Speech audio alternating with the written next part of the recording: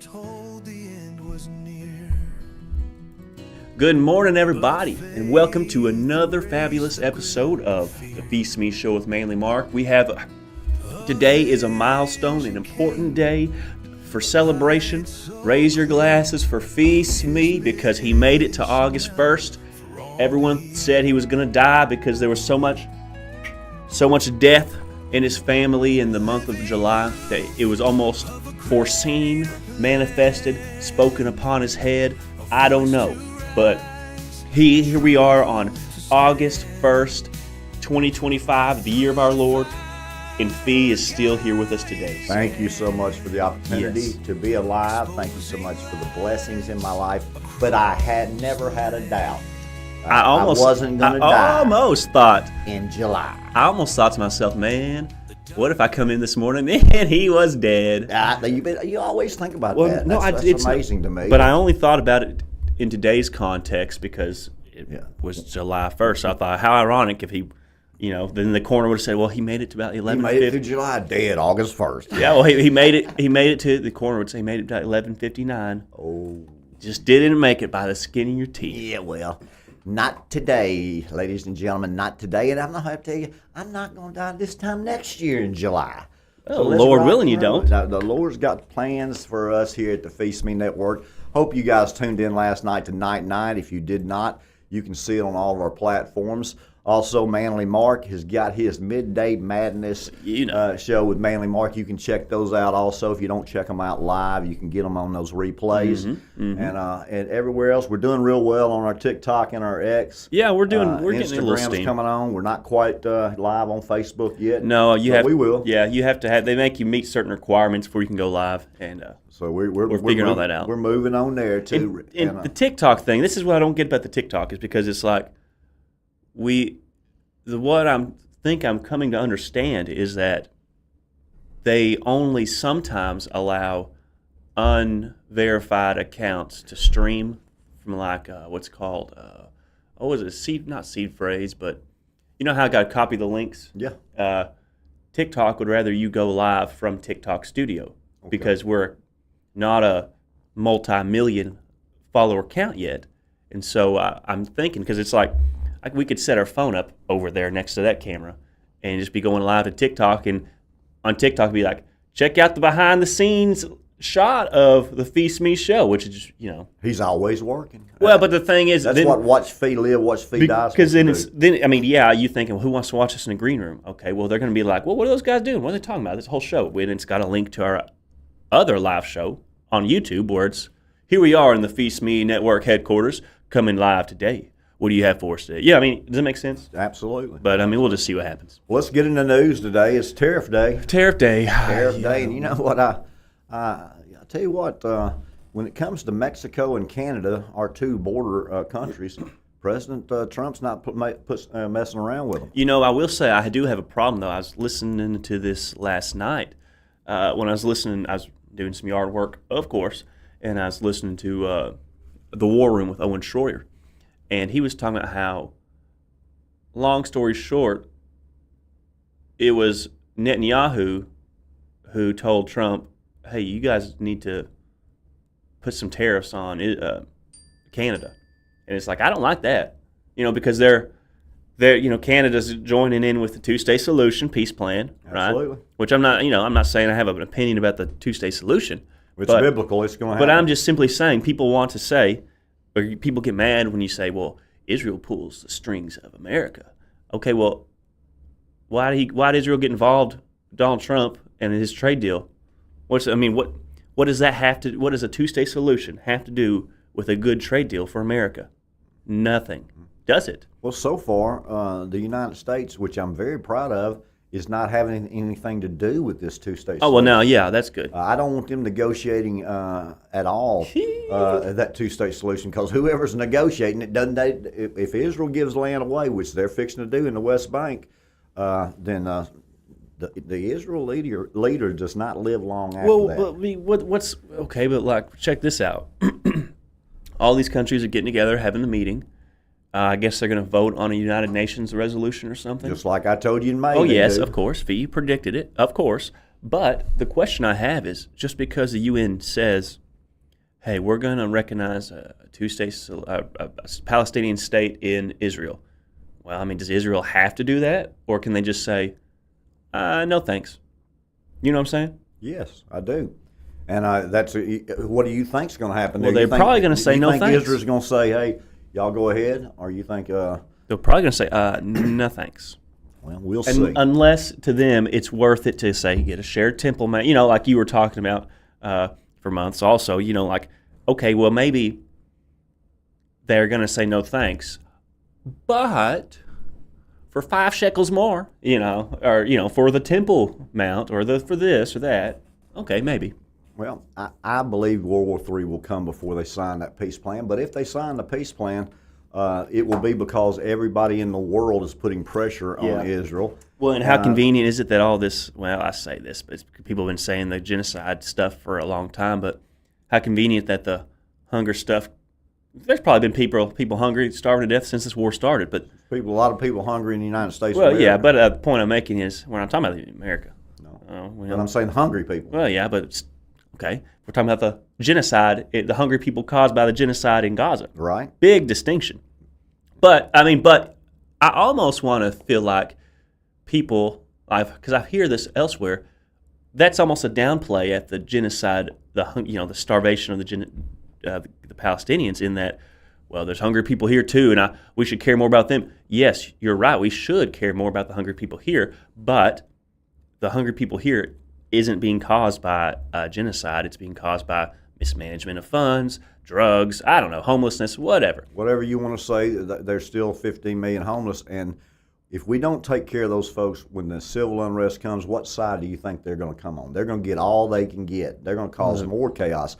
But in Israel, and more importantly, what you're talking about, Gaza, yes, there's starvation there. Yeah, which, I'm not even that invested in that argument. But just for the sake of honesty, I lost the whole point I was making. Well, October 7th, Hamas came into Israel and slaughtered folks. Now Israel has killed 60,000. Oh yeah, I'm just simply Gaza, saying and people are outraged. Yeah, I'm just simply saying it's convenient that the hungry Palestinians are coming out right as the precursor to the two-state solution meeting. That's all I'm saying. That's very convenient, don't you think? Very convenient. I think it's just it well, shifts world opinion. The October 7th thing, the whole deal with that, they let that happen so that they could go into Gaza. Okay. The Israelis had advanced knowledge. Netanyahu did. Okay. Advanced knowledge. Not only that, but did a whole stand down order, because it's all about optics. It's all about optics. I mean, is that such a stretch to think? No, but very few people think that. Well, I think it's actually more credible than you'd think. I totally agree, but I don't think people are looking at it like that. Okay, but have you seen those thoughts prior, or the people talking about it prior to me? Just that Israel, they stood down. Israel had prior knowledge of Hamas coming in. Yeah, I have not. Well, I mean, because just think, they're they've got the best border in the world. Okay, yeah. I mean, if you look at the placements of all their troops, I mean, there's a. It's not even a conspiracy. There's just a whole lot of questions into. Well, how come these people were here? How come these people were there? How you got the most heavily defended border in the whole world? You got all these sensors, the AI, this and that, and then you look at the response time from the actual IDF. Just point being is the Israeli government's being blamed for either not responding or having advanced knowledge of this attack, because it's like Pearl Harbor. We're waiting for the opportune time to let something happen so we can stoke the patriotic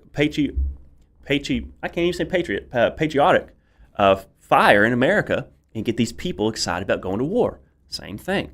Well, I think a lot of people in America are turning against Israel on a daily basis. And that's interesting because, like I said yesterday on my show. Biblical.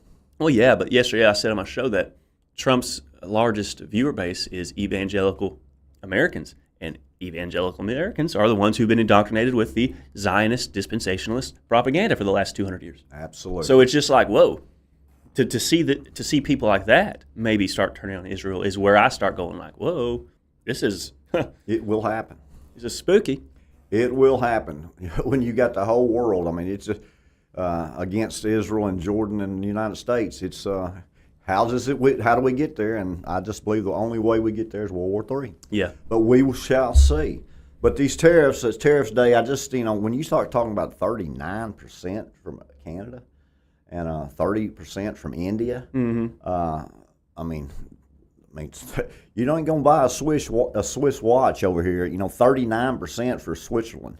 Yeah, that's a lot. So the old Swiss watches are fixing to go, double in price. Oh man, that's crazy. So well, if it's good for the American economy, woo. Well, we'll find that out. Of course, they always put out these job numbers and these unemployment numbers, and then 2 months, 3 months later, they can just go back and revise them, and nobody ever talks about it. So they've revised them for May, and they've revised them for June now. Sure.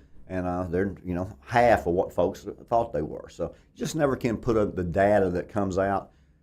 Oh yeah, you can't ever trust it. Just can't trust it. So again, and it's all subjective with your followers and people that really get into the types of things that you're into.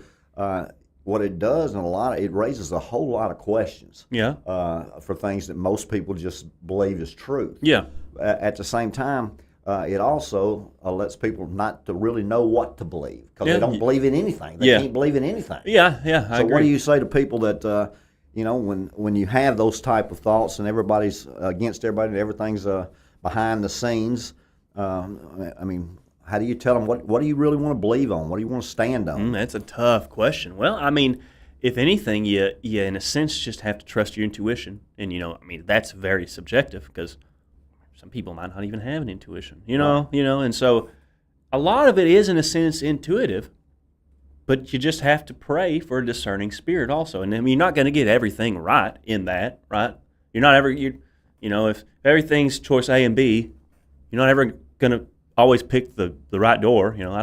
Every theory I think is not inherently correct. Well, the thing I admire about you is that you look at every angle and every single type scenario from a different perspective before you make a decision. So you're educated in a lot of ways. Well, most people just make snap decisions based on who they trust or who they believe. Sure, but I think also I think that's part of the trap is that there's an illusion of choice, and that the box I don't know what I'm even talking about, but the box they force you into forces you to choose A or B without even considering that there might be a C to think about or choose, and so that's just, I don't know, if that helps me make decisions better, I don't know, but I don't know. Well, normally you don't have folks spend the kind of time and research on subjects that you really have a passion for and enjoy. But the one thing about you is you always bring up stuff that I just hadn't heard of or I haven't checked on. So either I'm not doing a very good job of researching because I don't have an interest in that, or you're doing a phenomenal job. Well, it just falls in your lap on one hand, but it just I think it all comes down to the sources. Owen Short was saying yesterday, I can't remember the way he parsed it, but the big four media legacy guys are not the places to get news. Like, you don't get news from organizations anymore. You get news from individuals.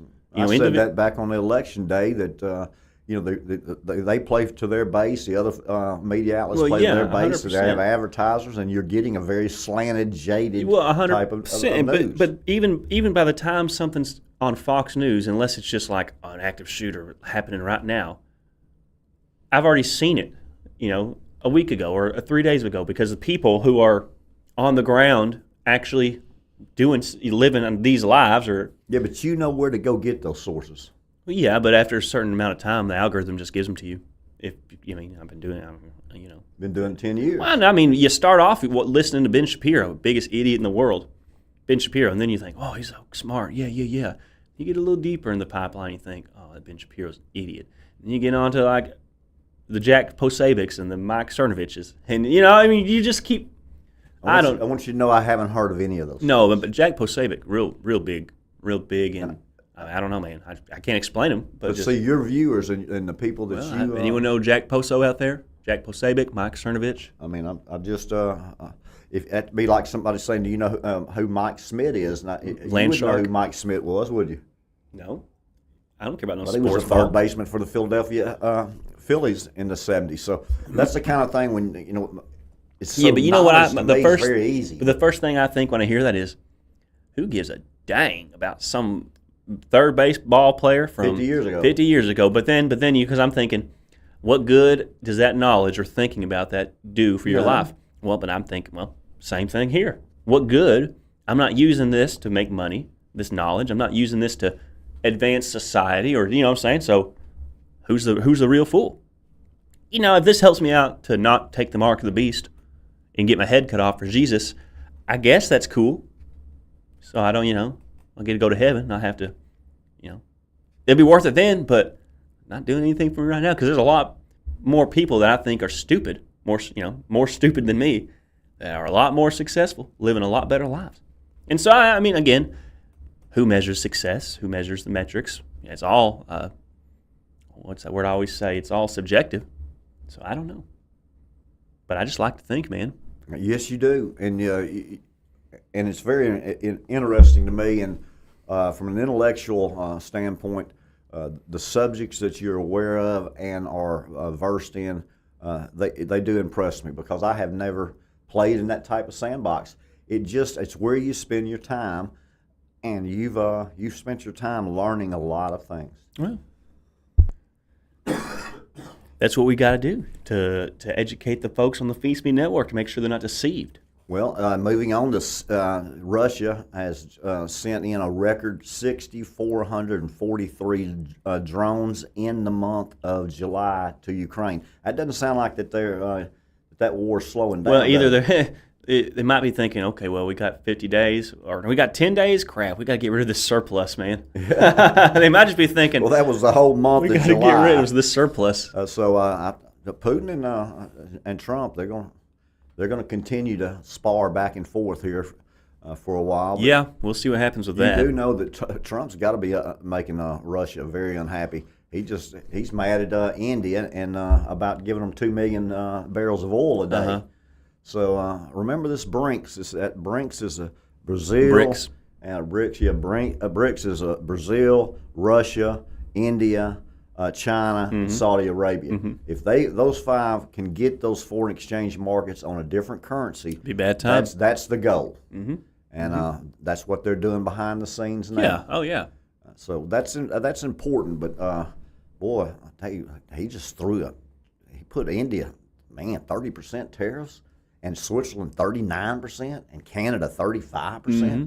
Well, yeah, I don't know if we should have done that to Canada, but I mean, he just decided. Well, but he's trying to force their hand on the Palestinian question. I think that's where it's wrong, because it's like, I guess I'm blame the guy. Power's power. Well, what do you think they're going to do with Gaza? You think they're going to make it a resort? Well, that's what Trump said, but he's going to put a Trump hotel there. Is that what he said? I don't know if he said that directly, but I mean, would you be surprised if he was the one who spearheaded the development? Who knows? The way Saudi Arabia gave him that, just absolute king's arrival, and then the weird photo of them with the weird glowing orb. You saw that? Yeah. What? Well, but I mean, I think it kind of, I don't know the actual significance of that ceremony in Saudi Arabian culture, but it just almost gave me like, like you think about like kings having those staffs with the globe on them, right? Like your walking stick. Well, yeah, but no, these kings would have staffs with actual globes, like a model of the globe. Okay, Merlin. I'm saying it's like Donald Trump's being depicted as the ruler of the world. He put his hand over the whole world, is what I'm saying. I don't know. It's just I think it had some deeper symbolic meaning. That's all I'm saying. I don't have any idea about the deeper symbolic meaning. There's always deeper symbolic meanings. I know, and sometimes I like to see things on the surface. And you like to dive deep. Well, you didn't think just the picture in of itself wasn't a little creepy? I didn't give any thought to it. That's the difference in me and you. Well, okay, but it's like Klaus. Okay, when you see Klaus Schwab, former leader of the World Economic Forum, giving a speech, and he's wearing some weird like Star Trek cloak. I did see that, and it looks like, and he looks like a Star Trek. But it looks like a Star Trek. That doesn't even make sense. What is Star Trek freak? Okay, thank you. But I mean, you know exactly what I'm talking about. He's wearing that weird like robe dress thing. Yes. Like he's the leader of the Galactic Empire Senate, and it's like, I'm serious, and it's like, well, yeah, that's kind of weird that he dressed up in that weird garb, almost like some sort of leader of the new world Galactic Empire, and it's like, But then these other politicians over here putting their hand on a glowing orb in some Middle Eastern country. I don't know. That's not weird. Yeah, that's all I'm saying. That's all I'm saying. Again, we pass symbols and signs all around us that we never see. Yeah. Isn't that right? Yeah. Another Will Smith movie, Focus. Very good. Very good. Never seen it. Mentally suggestive con men. Mm-hmm. So very good movie again. Had the girl that played in The Wolf of Wall Street too. Oh yeah, she's good looking. Yeah, she was. I told my kids, I said, now if I was 31 years old, when that Wolf of Wall Street came out, I said, now if I was 31 years old, I'd find out where she was living, and I'd go see her. I'm sure you would. So Phee. I would have. I'd had an opportunity to. Anyway, she was fine. Margot Robbie. Margot Robbie. I don't know. Okay, that's her. I don't really keep up with those gals. Well, I know you don't. You're married, but I'm not, and I do. So, got flooding. Flooding in the southeast. Yeah, what's going on with that? I hadn't seen it. This weekend. They're talking about 2 to 5 inches, all in the southeast. Savannah, Charleston, all in Georgia, North Carolina, South Carolina, another big flood. So are we going to get some rain? We're supposed to. It's supposed to rain here today. It's cooler. I played 18 holes of golf yesterday afternoon, and it was raining, and I just went right after the rain. You could just see the steam coming off that grass. Ooh. But I thought it was going to get real humid, but it didn't get humid on me. Oh, good. Normally after rains and this kind of weather. It wasn't too hot last night. It felt good getting out and doing some yard work. Yeah, it's supposed to be, cooler this weekend. Good. You say we are getting rain this weekend? We're getting rain some today. I think after 3 o'clock today, it's supposed to be clear for the weekend. Sure. But now it'll be raining when that storm comes from the east. Over to us, we're liable to get some rain. Well, I wonder if it's weather manipulation. I was just checking my telephone for the chat, making sure no one was trying to talk to us. So if folks out there, Jerry, if you're listening. Well, I'm sorry that Jerry's having problems with our chat, and a lot of times we'll have 7 or 8 folks in the chat, and we can't see them. And it just hurts my feelings. Well, we'll figure it out. Sooner or later, they're going to be calling in anyway. Yeah, I'm ready. You got to, when you start talking about tsunamis on the West Coast and these earthquakes off Japan and Russia, and then you on the East Coast, you got all kinds of flooding, and now you just had the largest 515-mile lightning bolt, largest in recorded history, from Texas to Missouri. Well, how do they know that? Someone up there just saw it? Yes, well, they measure it. How? They have instruments that measure the lightning as energy. Well, They don't have any problem with the dadgum measuring the lightning strikes. Been having that technology for at least 30 years. I just never heard of them measuring the length of a lightning bolt. Well, I'm not casting doubt. I was just curious, like, how do they figure that out? Because I would imagine it'd be just like this. Don't you know those tornado storm chasers? They've got all those instruments, and they chase those cloud formations. Mm-hmm. Fools. Well, it would be the same type of instruments, but it would have to do with electrical currents. So, okay, what else is on besides Finland and Portugal? I hope this gets taken down for misinformation on that one specific. Oh, really? I mean, I know, but it'd be funny if they give a warning. The one thing they give a warning about is the Thunderbolt thing actually didn't happen. Sorry, we got to tell you. I just being silly. I'm just talking trash. He is. I'm just trash talking. But we will say that when we get censored, it's always because of me. It's because of something that Manly says, and I just have to stand behind it. It's always me. So so don't be worried about the 515-mile lightning bolt strike. I want to see a video. They got a video on that. They've got it on video. I want to see that. Well, good luck to you. That's why we need to have it put up on the screen. I'd love to have it on the screen, but it's sometime. Manly Mark has lots of stuff on his noon show. I love those video clips. I just absolutely love them. And it gives him an opportunity to go get coffee or to go to the bathroom, because he always gets up in my show. Well, you don't have to tell him. You don't. Oh, well, yeah, I do. Well, that's why Yeah, maybe I need to start putting some inserts on this show. Yeah, well, we need to. But we're just going to keep increasing as we get larger and larger and larger. Well, I wish we could be like this. Hey, Terry, put up video 3. No, video 3, Terry. Okay. Check this out, guys. That's what I wish. That's what he does at Pat's Pub every day. He's steady looking for his friends, and the folks won't bring him out his food. So whatever you do, tune in to Midday Madness with the only Manly reason I Mark. have to have the conversation with all these folks Yes. is because I'm waiting on T-Man and Jazzy J. Jazzy J. And Terry always brings me old coffee, and Terry's coffee machine never makes hot enough coffee. So after I've had my cup of coffee for 5 minutes and go to take that first sip, because I always let it cool for a few minutes from a regular pot, it's like... This coffee's cold. Terry! Hey! He's never listening. You get the free popcorn or peanuts, or they don't do Peanuts. that? Peanuts, yeah. Peanuts? Are they good? No. Spicy? No, Terry's terrible. Well, Why do you notice this? when The pub's always empty. Yeah, You want to know? You know what? It's probably because you're there at 8:30 in the morning. It's because before Terry. it's open. It's because Terry's cooking, man. Oh, Terry. Poor Terry. Well, but you can't be too hard on him because his wife recently left him. Oh. So all the boys are kind. We try not to give him too hard of a time now, but Well, you're the only ones in there. well, So we're keeping the lights on, man. You're spending a whole lot of money. Well, I don't know about that. I don't know about enough for Terry to go home to his. Enough for Terry's wife to leave him. Well, she's not taking much.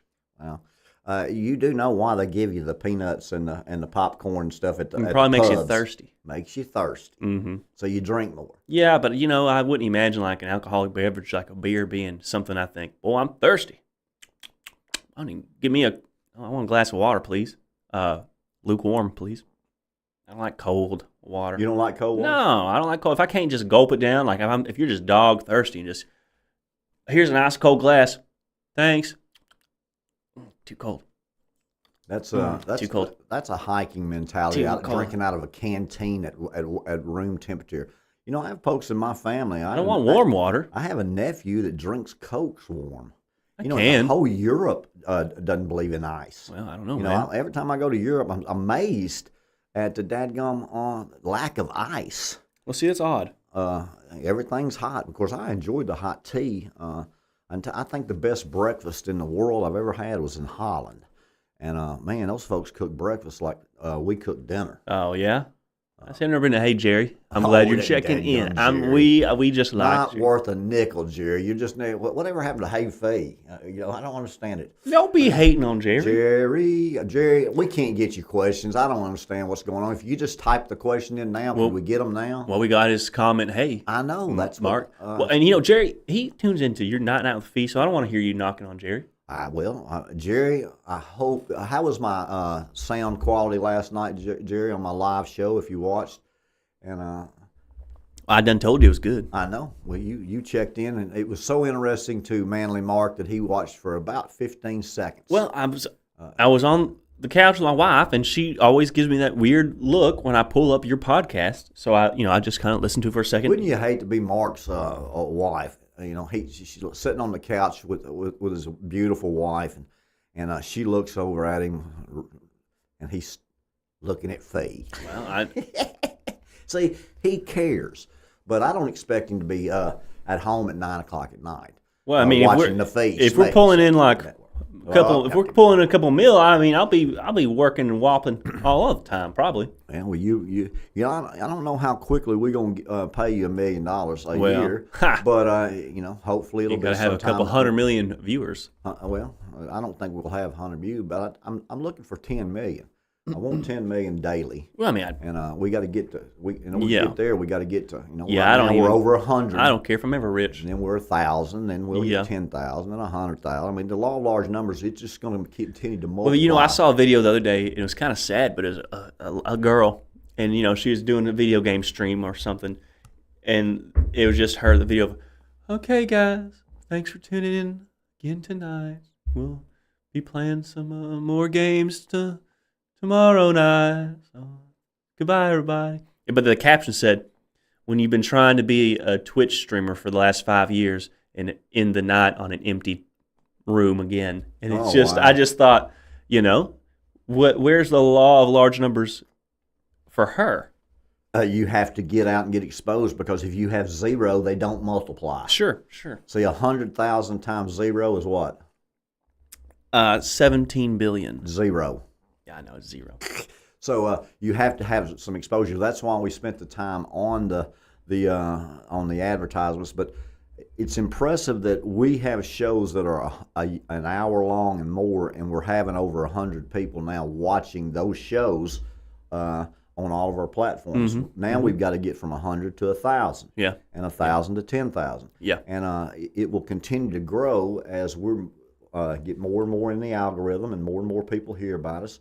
And you're going to have a certain section of people that are going to eat you up because of your knowledge in the realm I don't. of I mean, the but unknown. there's a billion other people that could listen to that. I'm listening to that are getting to know even more. But I hope they listen because I'm cool. Yeah, well, I hope that at some point you'll quit telling people that other folks go watch them and instead come watch us. Well, yeah, go watch us, obviously. But I mean, if they're watching Sean Hannity at 9 o'clock at night, and they've been doing it for the last 40 years, I can't imagine we're going to take them away from Sean Hannity, even though we should, because Sean Hannity's not that good. But I'm not hating on him. He's a good-looking guy, but I just remember the whole. You think he's good looking? Yeah, but it's just the whole. And I've even seen videos of him like, this even makes him even cooler. Like, they'll like go live or something a few seconds before he's ready or whatever, and he's sitting there at the table in this box studio, smoking like a cigar or something, looking, reading over his notes,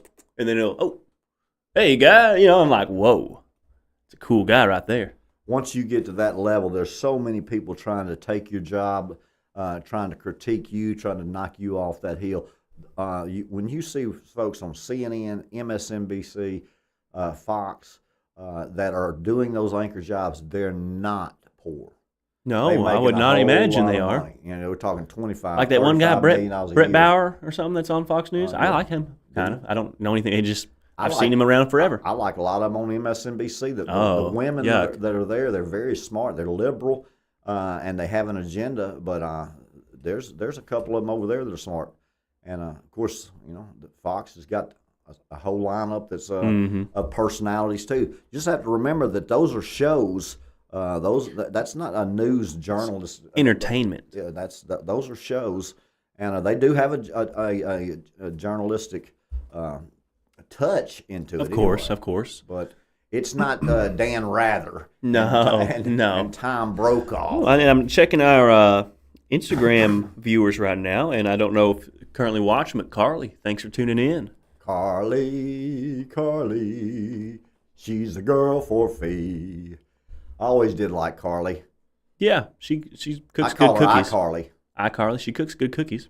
Well, she's the best cook in the family, supposedly. I have no idea. Yeah, I mean, thank you for tuning in. I mean, but it's probably like, I'm going to see what those idiots are talking about.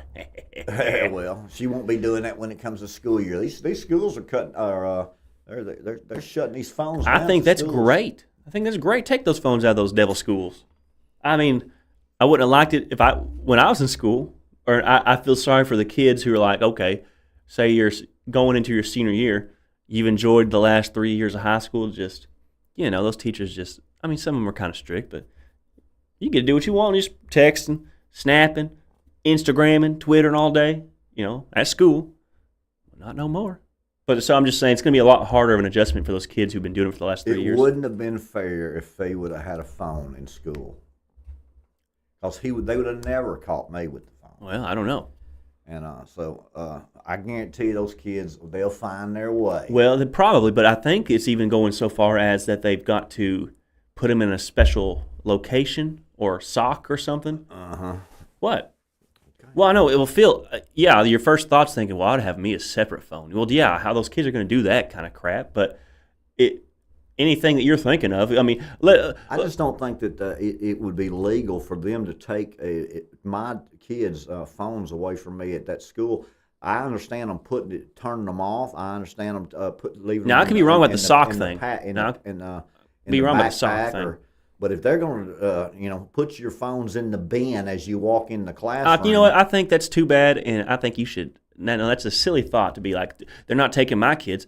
Well, you didn't have a cell phone when you went to school. No. So But my kids did. yeah, but what I'm But simply the reason saying, you have the cell phones, you don't give 12-year-olds the cell phones because you want them to scroll on the internet. You give them the phone because in this day and age, you want to be able to contact them and communicate with them at any moment. What if there's a shooter? If there's a shooter at the school and kids has his phones to call? okay, well let me tell you it like this: if there's a shooter, the kids, Lockdown. yeah, a lockdown, but the kids having their cell phones and calling their mama and telling their mama to come crowd, mama's coming with all her family and all these other families are showing up at the school, probably causing a problem. Not only that, but the events are going to unfold, how they're going to unfold, regardless of if you find out the second it's happening or whenever the school calls you and says your kid's safe. So, I mean, I understand. I can see where you're coming from. Not my kid, but you know what? If it's a net positive, because, schools are a joke right now. Been a joke. They've been a joke. And so what I'm saying is, if it hurts your feelings, they're not taking I bought that. It's like, I don't mind them turning the phones off, but they're not going to take my kids' property if I tell them I want them to have the phone. The reason they have the phone at those ages is for protection. I understand that, but you are entrusting the school district. Who trusts the schools? No, but are you sending your child? Yes. Are you signing the forms to send your child and to follow the school rules? Now, I'm the biggest screw those kinds of things in the world. You know me, but I'm just simply saying you can't have your cake and eat it too. I can. Well, I can. They're not taking my kids. If they would have said to me, "We're taking all your kids' cell phones and we're putting them in a bin and they can't get them until after school," I would have said that's not going to work for me. Okay. And so if they would have said, "Well, you can't go to school here," I'd have found another school. Oh, cool. Then that's great. That's great. I mean, but if it's something like that, but I thought you were saying, I'm going to go to the school, make a scene, and they're not. And it's like, well, no. I don't make scenes at schools unless my children's safety is at jeopardy, and then I'm there. Well, naturally, but so I think this whole cell phone thing's great. Put them in socks, lock them away. That's fine. But I do also, on one hand, think that modern school systems have been designed like prisons for a reason. Because imagine a scenario where it's like, well, I mean, it's easy to lock those schools down. You got all those kids in there locked down. Hey, parents, take this Mark the Beast. Your kids ain't coming out. Oh, no. Oh, no. Not only that, but school's been designed to indoctrinate and train you to be a good employee. They have done with that. The bell system. You ring the bell for 9 o'clock break. You ring the bell to go to lunch. You ring the bell, It's all designed to turn you into a good employee. I totally agree. But I don't see any problem whatsoever. Take those phones, leave them at home. I don't care. Well, there's a lot of disadvantages to. Those kids are doing their homework on the the Cliff Notes have gone out the window. AI does all the work for them, finds out all the solving of their problems. Well, but if you look at take the phone away from them. And so used to 2 years ago, they were letting them use the phone during tests as the calculator. Yeah, I know it. Well, I know it. And even like I think it was my senior year of high school was the first year they rolled out the Chromebooks for everybody, or either my junior or senior year. And it was at that point that collectively most people just checked out. I remember several, like my statistics class or whatever. The entire class was everybody play on their Chromebook. Don't be too loud, or so the teacher don't get in trouble. We're sitting there sending snaps, playing our phone. We're snapping the teacher, drawing PPs on it. You like on Snapchat, you would take a picture of your buddy, and then someone would take a picture of you, and like they would just draw a crude PP on you or whatever. So just never dealt in. But after my time. But I know because typing. It'd be the equivalent of you open up a textbook. You know what I'm saying? How you'd open the textbooks and there'd be crude drawings sometimes. Equivalent of that, but I'm just saying after those things were introduced, it was just play games and hang out. That was it. But if you look at a lot of these CEOs and people who invent social media like Mark Zuckerberg or all these people, they make their children go to screenless schools. Or, they do traditional education without screen time. I wonder why that is. I like the chalkboard. Me too. I like lectures. I hate computers. Computers in the sense of doing, if I'm going to a history lecture, I want to sit there like this and listen. Take a note here if I need to, date. Yeah, what? Cortez did that? What? Interesting. Instead of doing this, did I type that right? Backspace. Don't you think that they have the voice recognition now where? Well, you can just auto dictate. Yeah, auto but dictate. But I want to listen. I don't want to read it. I want to listen. I absorb better through listening. But then even then, it's like, okay, here's your homework. Hands you the paper, or write this paper tonight. Okay, now it's log into this website, register for this portal, watch this video, get on this comment board, and then it just jump through hoop after hoop. But give me my dang homework. Give it to me. Don't make me jump through 15 hoops to get this work. If it's work to get the work, I ain't doing it. And, well, now here I am, just me. But it vexes my spirit. I hate the modern education system. It's just glorified babysitting. And I'm not even hating on teachers at all. My wife's a teacher. And your brother. And my brother and my sister-in-law. I'm not hating on any of that. But they still act as if it's a respectable career, right? But like think about Mr. Feeney from Boy Meets World, right? You know, did you ever watch Boy Meets World? Did you know what it is? Yeah, I've seen it, but just think about the weasel-looking man that's a principal or something. Oh, maybe but he's an older guy. I wouldn't describe him as a weaselly-looking guy, but that's not the point. Or think about these movies from the 70s and 80s that depicted teachers as really professional, like mature individuals who they're not going there to babysit. They're going there to teach. I'm going to impart this study course load upon you. And they now took their profession seriously. Well, and I'm not saying they don't take their profession seriously now, but I mean, you go to a lot of these college classes. I had a lot of them. I just didn't finish college, but it's focusing more on you have to be their home away from home. A lot of these kids don't have good home lives, so you have to be the person they can come to. You have to be the person they can trust. And again, I'm not saying that's inherently negative, but I hear teachers go on more about teaching in that way as being a place away from the struggles that the kids can come to, or they just need a place where they can open up. And it's like, okay, that's not inherently bad, but reshaping the culture slowly. But school is this class that you're teaching. That's a very specific subject. Is to teach these students this subject. I mean, I don't know. Maybe I'm sounding mean or hateful. You're not. Teachers, but people good teachers are trying to do a good job. And I'm not saying but they still can't do a good job in the environment they're in. But I've made people real mad talking about that kind of thing because it's like, what do you mean you're spending all your time thinking about being the safe place for these students, and as opposed to just teaching them? I don't know, man. Well, there's a lot of good things with the free breakfast and the free lunches for people who are hungry. I get that. And there's a lot of things. But once they just pass people, then they don't worry about taking the test. They make the mark of being a good teacher, the students trusting and opening up to them about their interpersonal lives and drama, as opposed to, man, this guy was struggling in my class with this course load, reading whatever, and now he is a star. He's a stud. He is the best. You know what I'm saying? I don't know. Well, they introduce a whole lot of things teaching that your parents do not agree with and don't even know in some cases in some areas of the United States. Which you don't have that problem that much in Arkansas. That problem in Arkansas, no. But I just hate that teaching is now just you're just a moderator. Or a babysitter. And that's not me hating on any. That doesn't mean the teachers are any worse. It means they don't have the opportunity to teach.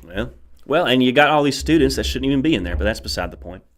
Well, there's 2 in out of every 30 that shouldn't be in there, and they probably hold back to 28.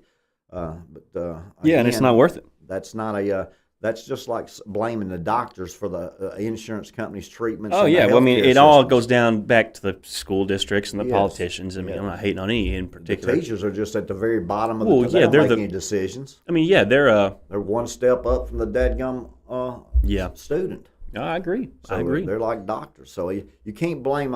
There's good students and I mean good teachers and bad teachers, just like there's good doctors and bad doctors.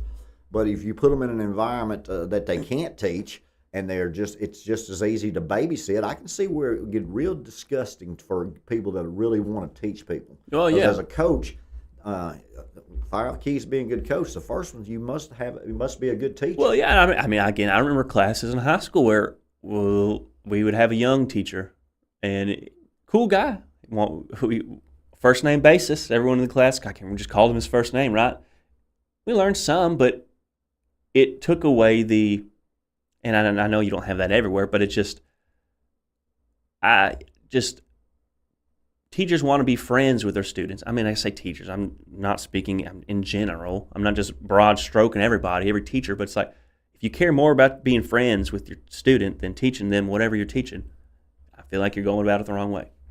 I had Not to say you can't be friends. A coach in the 8th grade that he just graduated college, and it was more important for the 8th and 9th grade girls to think he was cute than it was for him to coach. Yeah, that kind of mentality. Still one of the worst coaches But you know the type I'm talking about. Oh, absolutely. Or like the female teachers who want to. The 8th and 9th grade girls were just head over heels, 22, and they're 15. Yeah, or like you can compare it to the female teachers who want to get caught up in all the high school drama bullcrap, or be the best friend. I want the little girls to think I'm cool and hip or whatever.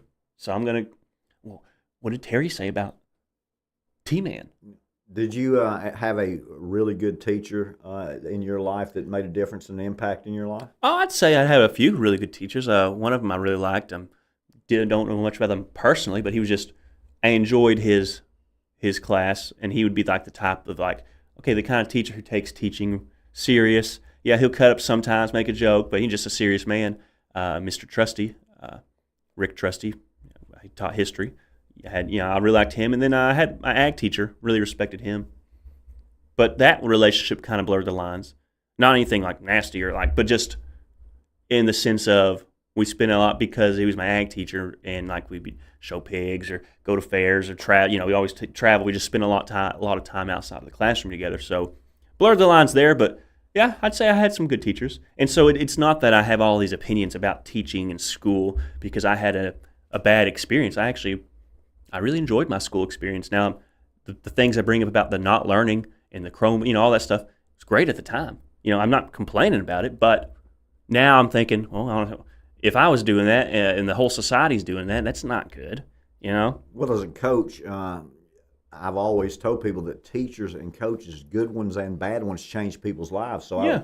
I'm glad to know that you had some. My father had a teacher, an agricultural teacher, that not only did he leave the window open for him, but where he could sleep there at night. Yeah. But he also got him in a competition, statewide speaking. Mm-hmm. He won that and was able to go to college and work on the farm before he went to class, and then after he went to class. So, that man made a difference in his life. I had 2 or 3 really good teachers that made a difference in my life. Mm-hmm. Yeah, so I don't want it to be like, oh, that guy, Mark, must have obviously just had some bad experience. No, I had some football coaches that'd pick on you, but it was always in good fun. I was always easy to pick on just because I make it fun, if that makes sense. The coaches would always pick on a few kids. Hey, do a little jig, or do a little this, or get on the floor, roll around. You know what I'm saying?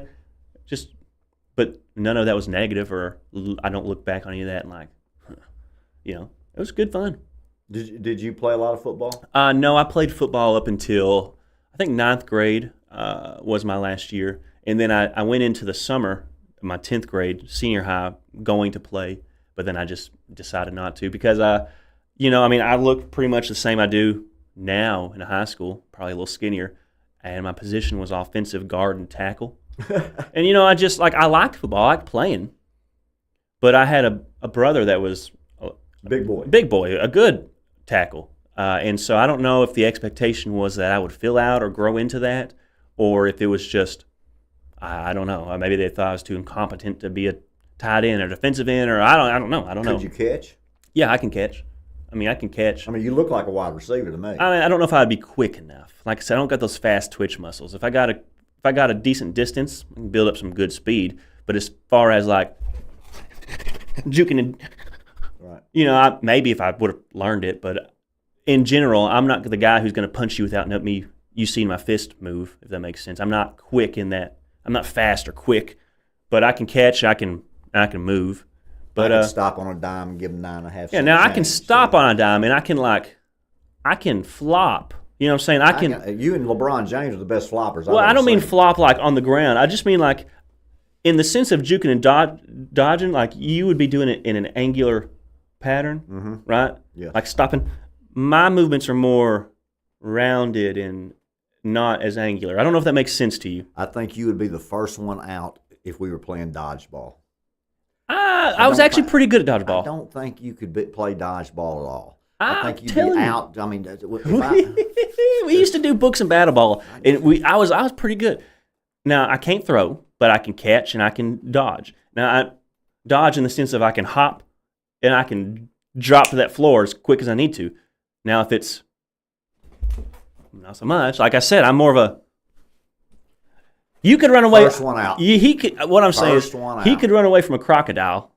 Me? Yeah, because you got to. They say you got to run in zigzag patterns. Those crocodiles are faster than you think. Well, but you running in zigzag, confusing them. I couldn't. I'd be too. You'd be right making those S's. That's what I'm saying. I move more in an S fashion, but I do it in a way that I think I can evade decently. I'd be doing a square out or a square in. Don't know what you're talking about. That's a passing receiver route. But long story short, I did play a little football. I liked it, but Did you like to hit? hit Did you like to tackle, play defense? Yeah, I liked defense. Now playing defensive tackle was fun. Again, too small. Yes. But defense was I like the defense more. If you're not quick and you're not heavy, defensive line is not where you. No, want well to now play. I'm quicker than I'm quick enough offensive to. line certainly not where you want to play. You gotta No. have quick feet and quick hands. Well, now I'd be quick enough to sometimes slip past the big old boy. I'm quicker than a big old boy, but if he got a hold of me, it's like, okay, let me get yelled at because I couldn't throw you around, 300-pound man. Yeah. Ugh. Did you play against any 300-pounders? Well, I don't know. I don't actually know. I just exaggerate it. But, I'm saying that in the sense of just boys that if you looked at me and looked at them, you would just. Do you know now? I'm talking about in the 70s. Okay. My junior high offensive line Okay. averaged 276. Those boys had more pound man. testosterone back then. 276 pounds an average. More And you testosterone. know why? We had two boys on there that was 320 pounds. Yeah. And that the rest of them was 240, 250. Well, that's see? because they probably lived in those food deserts too. But we had two boys. One of them went to Air Force on a football scholarship, and he broke his neck. Never was able to play. Oh there. man, He he wanted to broke be- his neck playing football. He wanted to be a pilot. Oh man. So he wasn't able to be a pilot, but he's very intelligent. And Well, did it like paralyze him, or it just made it to where he couldn't do? he couldn't play. Okay, but he was still like. He could walk. Okay, so he yeah. wasn't like disabled. No, he was like when I had the Jeep wreck, they wouldn't let me play football anymore because Got of the it. risk of paralysis. Yeah. When you break a bone in your neck, normally the contact sports go out the Yeah, but window. I was kind of thinking like, man, 320. How you gonna have to? What are you having to cut down to get into basic, or how I don't know how any of that works. but- 6'4" and 320 Okay. in the ninth Okay, grade's a big boy. Well, yeah, And we had 162, 163. but big boy like proportionate, or big boy like he was a chubbo. Both. Okay. I mean, both of them in junior high. If you're 300 pounds, You're you're chubbo. not going to be You're all chungus. muscle. You're chungus. So they were, but they were big boned. Yeah. And, they carried the weight well. It wasn't like they were 5'8" Yeah, and yeah. 300 pounds. Yeah. So, but yes, those two boys made that offensive line average 276 in junior high. Sure. Now I couldn't play baseball. I did play a little baseball, but I couldn't play. Really? Couldn't play a lick. My whole little league career, I didn't hit a ball.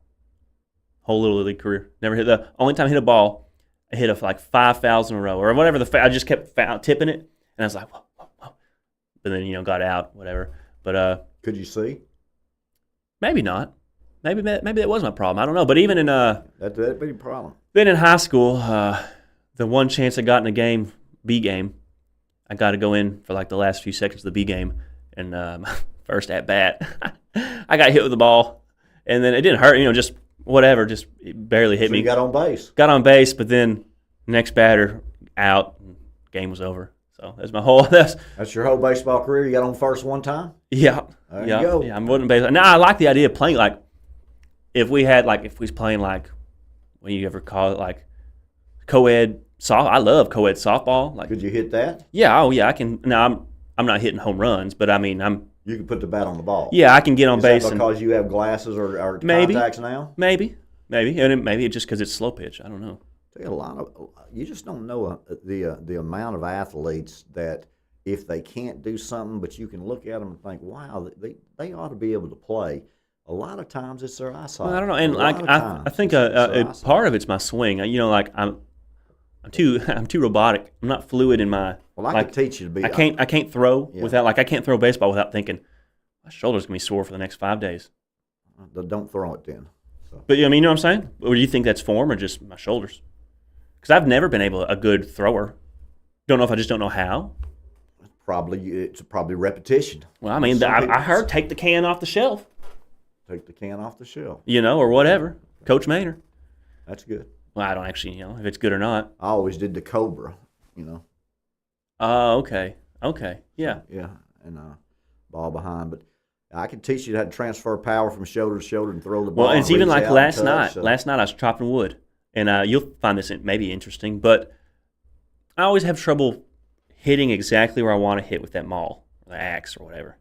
And I don't know what I was doing different yesterday, but because it's always just throw that thing and just sling it. But then yesterday, I don't know if I just held it just a little far up, but it actually felt like on that come down, there was a whole lot more power in this arm. Mm-hmm. Like it felt it kind of like it felt to strain my shoulder. Good. Well, good in the sense of wow, it actually felt like I used muscle instead of the weight of this, instead of the weight only from this. Like I leveraged and timed it right to where it's I don't know. You know what I'm saying? Yeah. And so I understand that those types of things and understandings of movements and muscles and this and that awarenesses go into baseball and sports like that. I just never have practiced. It's all math and science, baby. Yeah. It's all math and science. We don't. You got to get ready for Midday Madness. Thank you guys. Honestly, we could go on for another hour and a half if you wanted to, but if we're just sitting here rambling, trust me, we can't go on for another hour and a half. Phee Bird has opportunities and obligations. Okay. And then you have a show here in another 2 hours. Yeah, but we might just do something fun, exciting, something short. I don't know. Do what you want, and it's I have Friday. a feeling it'll be interesting. It's Friday. I mean, if it's not about that pyramids. But it's unfortunate to me. I almost feel like people like the episodes where I talk about real stuff almost seem to do better than the episodes where I talk about the fun, cool stuff that I like to think about. I mean, connect with your audience. You're going to have a big one. I'm just teasing. Ladies and gentlemen, thank you for tuning in to Phee Smee Network this Friday, August the 1st. Fee's made it out of July. Woo! He did not die. Watch Phee live and watch Phee live. Anyway, thank you guys for tuning in to the Phee Smee Network. Today, Midday Madness with Manly Mark. Tonight, Night with Phee, 9 p.m. Central Standard Time. You guys be safe today. God bless you. God bless you.